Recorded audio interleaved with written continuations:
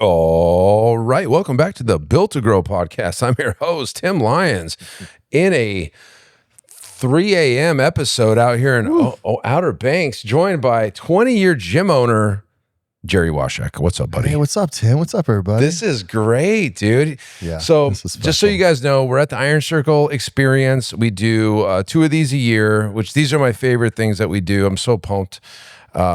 Just this group is awesome, man. We just got done with what we call our campfire chats. And, we're in the kitchen, we're sipping, we're having a good time. And Gerry says, hey, let's fire it up. Let's crank it up. Yep. We gave Nick the nod. He gave the tip of the hat, and here we are drinking. We're going to talk a little. This is going to be a little raw episode for you guys. So Gerry, just real quick, we don't want to get bored of these folks. Let's just tell them everything. Give us a little background on you. The highlight reel. This will be my 20th year coming up in the gym industry. Started out 2006, a young pup. Man, I was like 23 years old, and throughout the years, knew nothing, started a gym, was a trainer. I think a lot of people can understand this path. Hey, I'm a trainer, I should own a gym. So did that, knew nothing. Joined a mastermind, learned some gym systems. That was cool. Opened many gyms along the way, 5 or 6 gyms. And currently I'm at 4 studios right now. 4 studios. And what's unique about you, Gerry, I mean, gosh, I've known you for years, but you were in your business with your brother. Yeah. And so you were both in California. You had the gyms going, and you were kind of managing different parts of the operation. How was that, man, working with your brother? It was great. It was my brother. I trust him with everything. Trust him. So going into business with someone you absolutely trust is A+. Huge. But we made one monumental mistake early on. We didn't actually map out the responsibilities of each person. No, a small detail. So we confused the shit out of all of our employees. When they're like, I'll go to this parent for this. I'll go to that parent for that. And then, so it was pretty chaotic for a long time until actually my brother actually moved to Texas, and then we kind of divided the studios up, and he took his in Texas, and I kept the ones in California. So, man, I gotta be honest. Where you're sitting right now, like in your career, is probably a dream for a lot of guys out there. Young guys, 1 studio, maybe even 2, starting out 5, 6 years in the business. You're 20 years in, made millions of dollars. Yeah. The people scream your name out in the streets of Palm Desert. Mainly middle-aged women, but it's all good. It's all good. But like, this is a big deal. Now, what's interesting in perspective-wise is like you're in that position right now. Is this what you thought it would be, or are you always looking for more? No, or you feel good about it? It's better. I never thought I was going to not train and be able to manage. And I didn't really know what it was going to be. I just wanted to run a successful business. When I was 11 years old, all I thought about when I grew up, I want to just own a business. I started training with my brother when I was 21 years old. He's like, move out to California, let's train together. I did that. I was like, oh, this is cool. Let's open a gym. And then it just kept evolving. And then it was all of a sudden we have employees. And then it's all of a sudden that, hey, you actually have to mentor them and lead them. You can't just expect them to know what to do. So that was a big learning curve for us. It's like, you got to be a leader. You can't just assume people know what to do and then get mad at them for not doing what they're supposed to do. And it's like, wait a second, you need to learn how to be a leader along the way. It didn't come natural to me.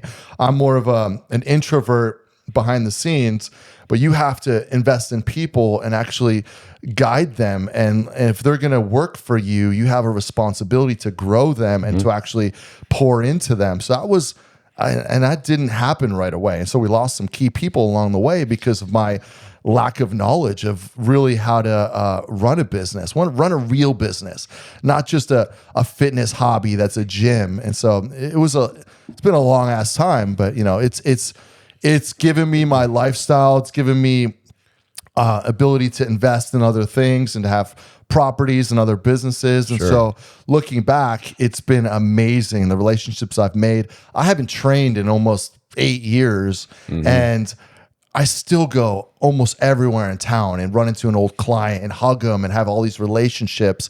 Yeah. Now, we were talking earlier about how when you evolve out of the trainer and you become really the owner of the business and stop working in the business to work on the business, it's different. You don't have that.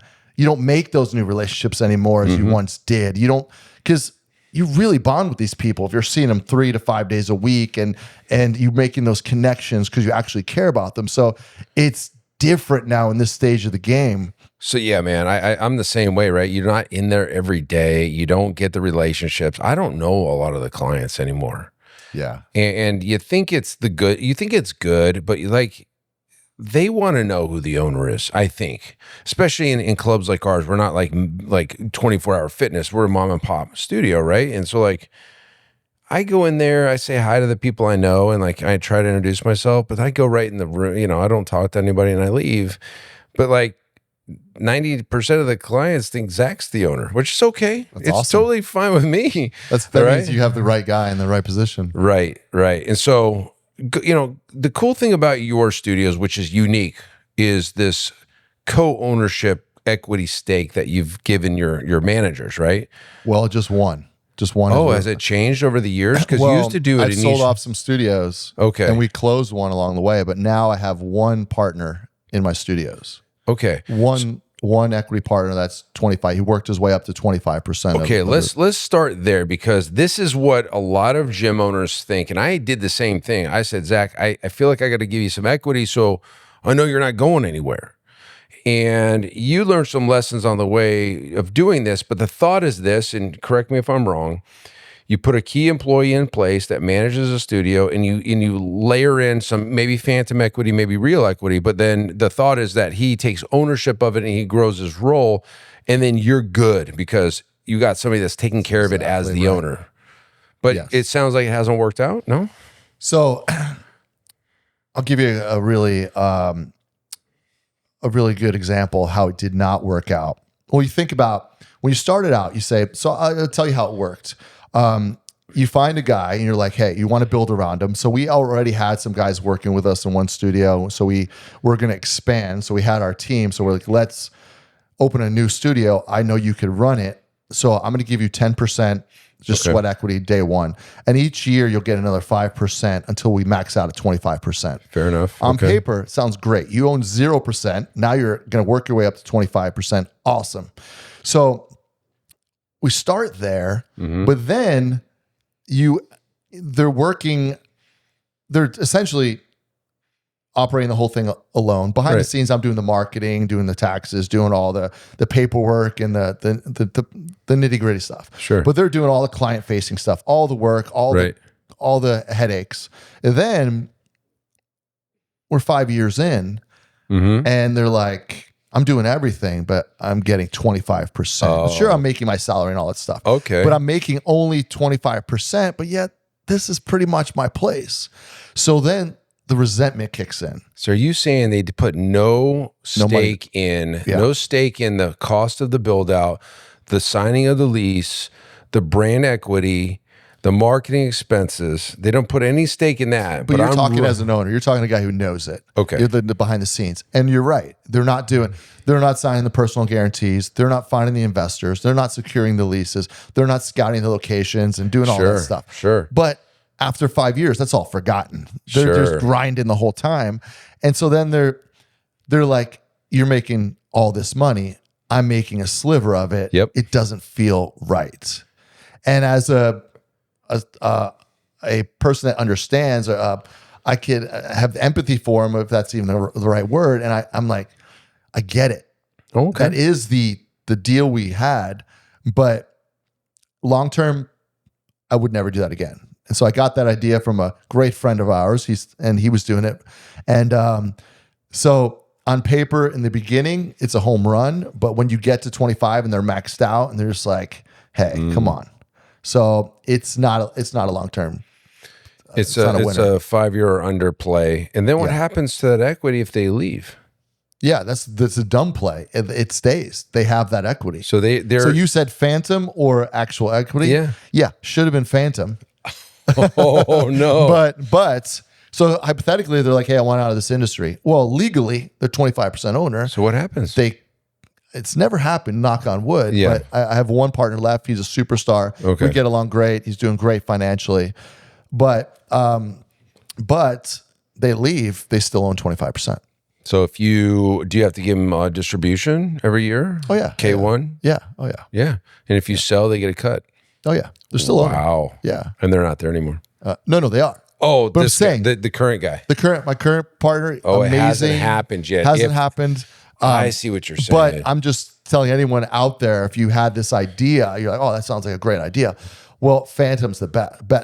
Define Phantom so everybody's Phantom, if as long as you're with the company, you own it. But if you leave, you lose your equity, your Phantom equity. So it's essentially a profit share with a exit potential if you were to sell. Yes. I love it. I like the idea, but yeah. So I don't know if I've told this story on the podcast before, but I felt the same way. I had to have Zach in a role, right? And Zach is my fitness director. You guys have heard him on the show.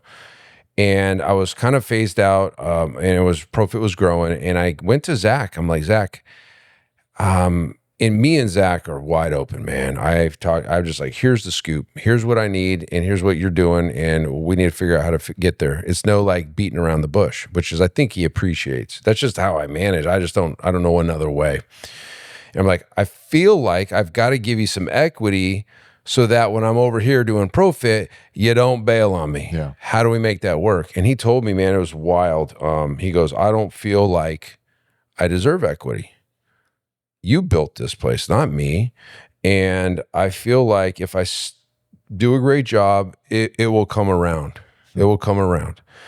And it took me by surprise. I'm like, wow, he's a young guy, young family, turns down the opportunity to have an ownership stake in a fairly successful gym that he's running. Yeah.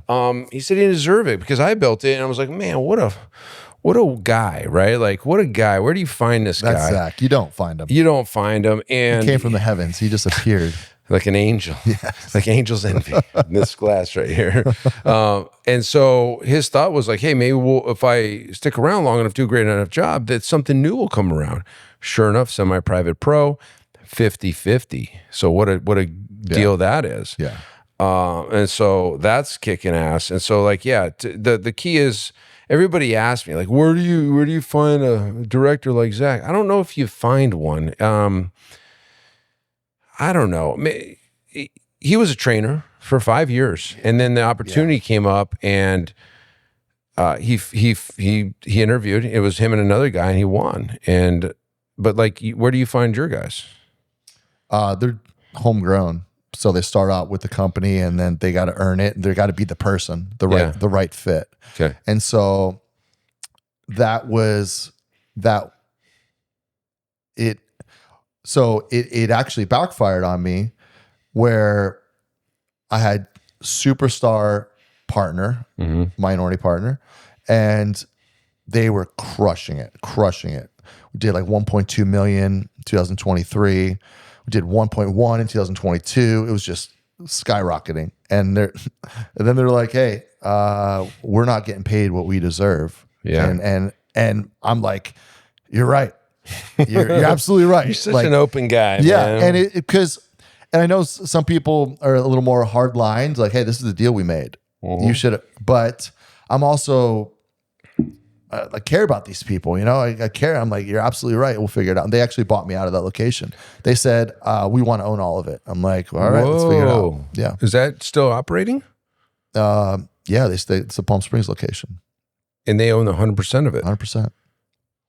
Okay, we'll have to catch up on that. We'll do it outside the show, man. I don't know if I knew that. Yeah. So listen, 20 years in the gig, man. You know what's cool is you and your wife, you started a salon. COVID happened, and that kind of just that happened too. Yeah. So you've got a perspective on two industries now. Yeah. So you fitness people, you know how it is. So I'll just give you a funny story. So I do all the behind the scenes work for the salon too. So my wife is a technician. She's an amazing stylist. Yep. She's chaotic. She's everywhere. She is an amazing stylist. And so her salon closed during COVID, and she's like, it was funny. We're at like a fire pit during COVID one night, and her salon's closing, and she's like flipping out, and she's getting all these phone calls from her girls at the salon. And I was like sitting there alone by the fire, and she went in to grab something, and I was like, maybe we should own it. Maybe we should open a salon.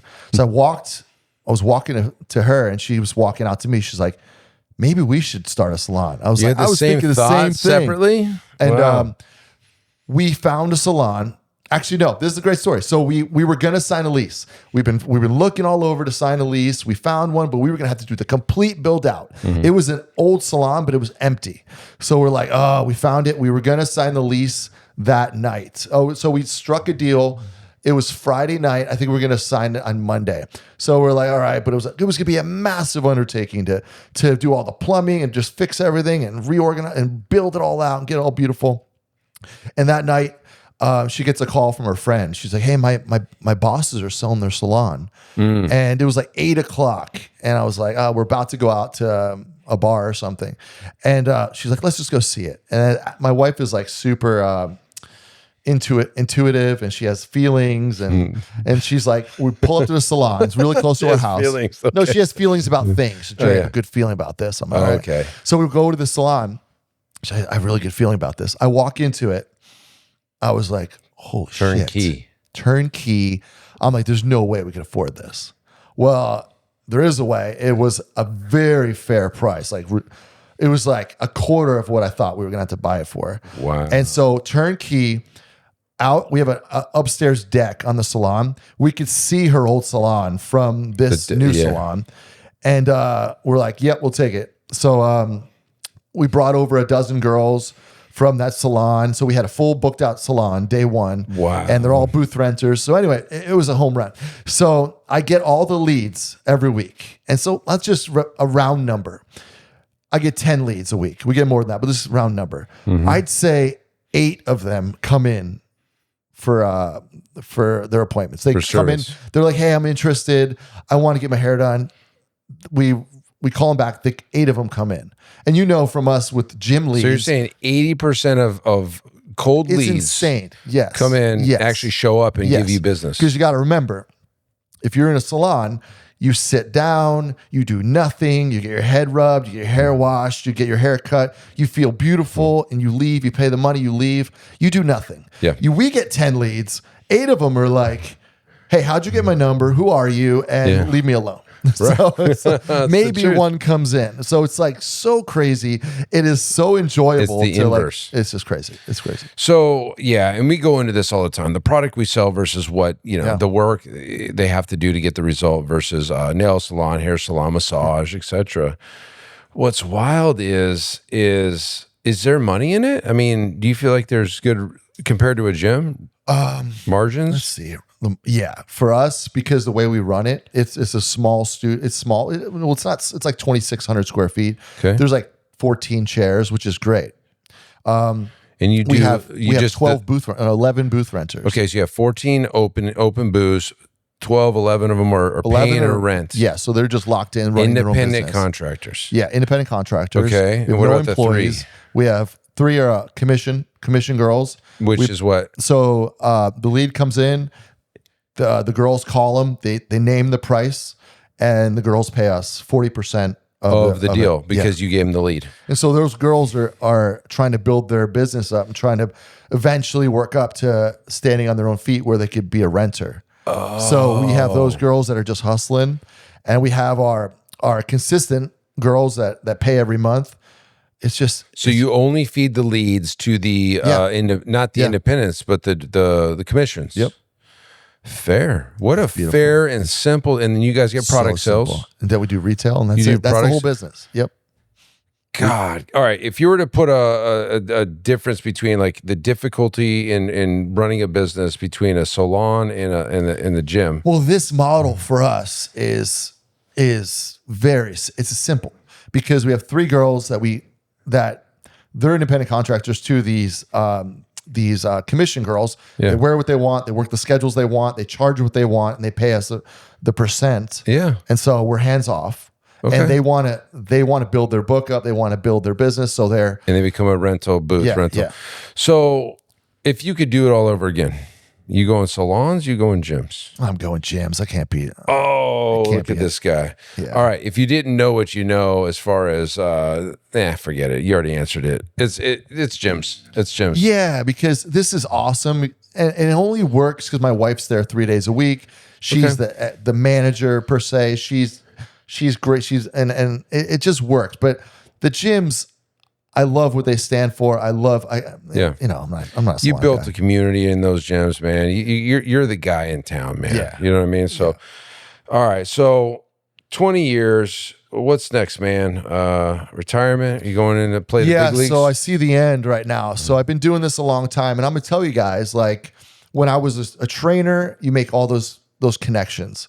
You have the love. You walk in your studio, and you're the guy or the girl, and it's a party every day. It's awesome. It's a party every day. Every day. Because those are your people. You make those connections. If you're a top of the top trainer, you're there to build connections. You're there to chameleon with your clients. You're there to talk about what they want to talk about and to find the connection with these people. If they're into cars, you learn to talk about cars and to vibe with them, learn about their families. And they're like, and they know that you actually care about them. So they appreciate that. Then it's just that those real relationships you're building. That's really special. And then you're not a trainer anymore. Now you're managing. You're being more of an owner. And so there's less of those, but you've built those and you're still seeing the people around the studio. So you still have all those relationships, but you're not making as deep relationships with the new people. That's okay, but you have all your old people. But then you go to just straight up, I guess, the manager of all the studios. So you're not really in any studio. So now it's a different workload. So now you're not really bonding with any clients anymore. Now you're just working with your teams. And now it's more of a correcting and guiding and mentoring your teams. And then there's still not the ultimate connection with your teams because there's a lot of them. So you can't be there every day with them working in the trenches and building up that camaraderie with your team where they're seeing you grind and they're seeing you work with them and they're seeing you go ahead like back to back with them and they're just like, oh, he's doing it. So now you're just kind of a figurehead. So now you're more of a boss. Yeah. And so therefore there's no ultimate connections with any of your teams because you're spread pretty thin. Yeah. That's where I'm at. So it's different. You got to be ready for that because I wasn't ready for that. I work in an office most of my day at my house. Sure. And I'm talking to, I see them all once a week, maybe twice a week for an hour or 30 minutes at a time. But it's just different. So now I'm like, all right. And it's not as fulfilling as the other positions. Yeah, that makes sense. So you're making more money, you're doing better financially, you're actually where you always wanted to be, but now you're missing some camaraderie, some of the love that you once felt. And so that's something that I don't know if a lot of people are aware of as you build multiple locations and you spread yourself more thin of what's next. It's just the evolution of your career, which is now you're making as much money as you've ever made. But your cup isn't maybe as full as it once was. It's interesting. Yeah, so that's just something to look out for. It's just what it is. And so the next thing is I think I sell them off in the next few years. Okay. Sell them off in the next few years and look for the next thing to do. The next thing to do with your time. Yeah. Yeah. Guys, you heard it here first. You're looking for a pack of gyms in Southern California, man. You might have a buyer on the show. Yeah. I mean, that's what we do. That's what we do. We get the word out, baby. Thousands and thousands of listeners. Oh man, Nick got us in this room, man. We're banging it out. We got the bourbon. You think we got some good clips, Nick? Thumbs up, man. You got some good clips. You'll be on a reel soon. All right, guys, listen.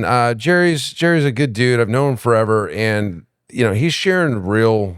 I mean, I thought that was pretty dang real, like what you're really saying. About 20 years in the grind.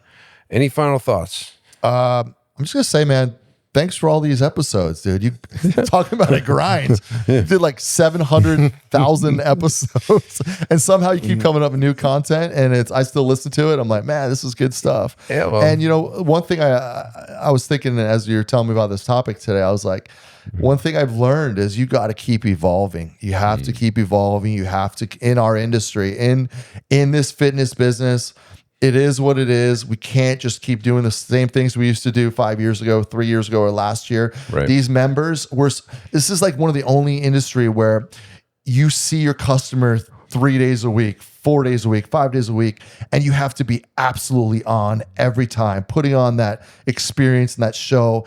And the human nature is people get bored. People get bored and they're like, So you have to keep finding ways to stimulate these clients. And it is a lot, but it also is an amazing industry, and it's so awesome. But it is, you have to keep getting creative to keep those people motivated to come in, you know? Yeah, so that's the reality of it, man. Yeah. That's the truth. So listen, guys, hopefully that helped. Thanks for sharing all that. Yeah. 20 years in the grind, and he's still here, man. And, man, just appreciate you, as I told you earlier. But guys, hopefully that helped you guys. Look, Gerry's, this is the second time on the show, I think. Yeah, second time on the show. You know, great stuff. How does somebody get a hold of you if they want to chat with you, man? Just write my agent. My agent, especially about those gyms that you want to sell. Find me on Instagram. That's where I'm at. Or Twitter. G-Wash? What is it? Gerry Washack. Oh, there it is. All right, we'll put it in the show notes. That's it for this episode, guys. Hopefully that helped you. Until next episode, keep changing lives. We will see you on the next show. All right, thanks for listening to another episode of the Built to Grow podcast. If you want more help growing your business, join our free Facebook group, Profit Accelerator, helping training gyms grow to $30,000 a month and beyond. We'd love to see you there. Go check out the show notes for the link, and keep building something great, and we'll see you in the next episode.